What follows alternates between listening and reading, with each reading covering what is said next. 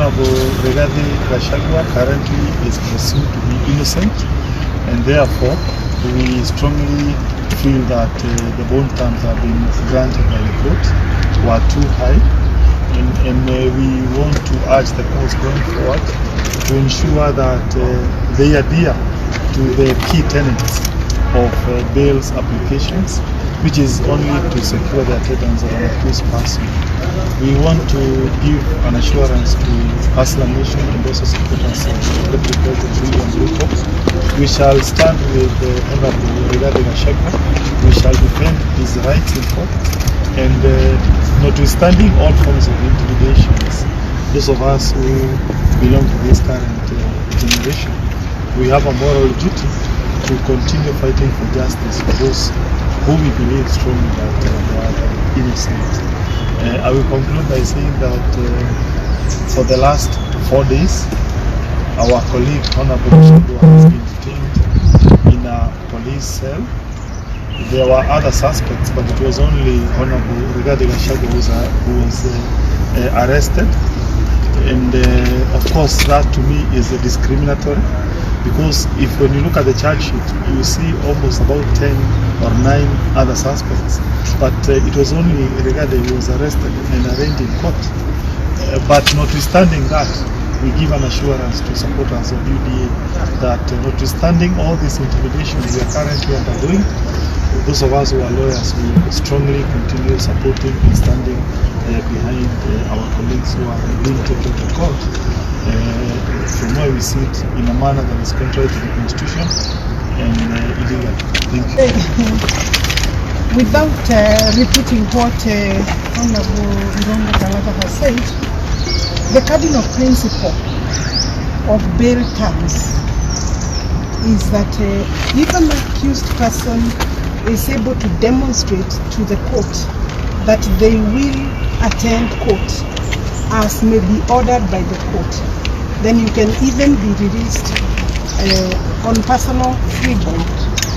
Jurisdictions that are progressive and respect human rights, like Canada, America, European Union, in fact, allow release of accused persons basically on free board.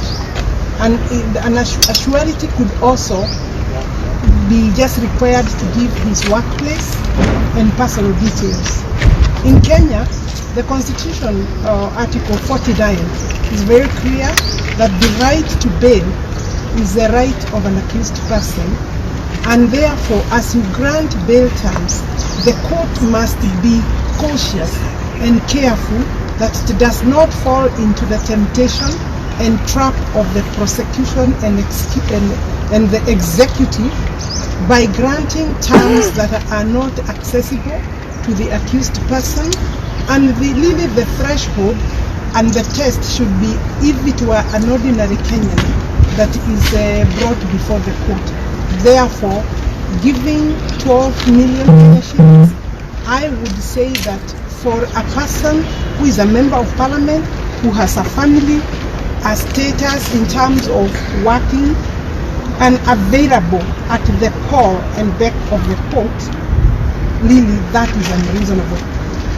However, going forward, Kenyans must be alert that courts should not become the next station where human rights are trampled upon. And I would want to wish Mr. Gachagua all the best. Most of us here are his lawyers on record, and we want to work with the court, but we do not want the court to be a captive or under the capture of the state. And therefore, I think that in future we would expect more reasonable appeal, because you have seen people being held unreasonably long, and even now I believe we would have to find a way of raising that kind of money, because it is not possible to be expected that you will raise 12 million to be able to be released in cash, and even in terms of by way of bond, is double the amount for that kind of a security. Then, and the figure, the amount that you have been charged with in this particular case and in all other cases, it is targeted to punish these figures are just being thrown like 7 billion in count number 5, so that then the accused person is faced with an unreasonable amount for bail. And even the fact that they arrested him on Friday, kept him 3 days in, I think it is all abuse of power and abuse of office. I think we've seen throughout Honorable Gachagua's arrest, the law has been flaunted. There was contravention of the Constitution in the manner in which they first arrested him. He was arrested at 3 a.m. on Friday, and this is over cases that he had recorded statements 2 years ago. So there was no urgency to pick him up on a Friday. Obviously, it was intended to ensure that he's punished by being held over the weekend. So that was one way that the Constitution provisions were contravened.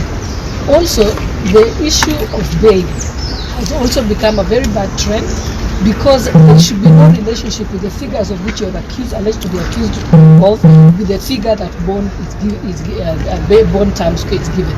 Bond is only supposed to secure attendance in court. It's not supposed to be a punishment for an alleged crime, and that is the challenge that we are having now. And we hope that the judiciary stays away and avoids being abused and used by the executive to punish their perceived enemies.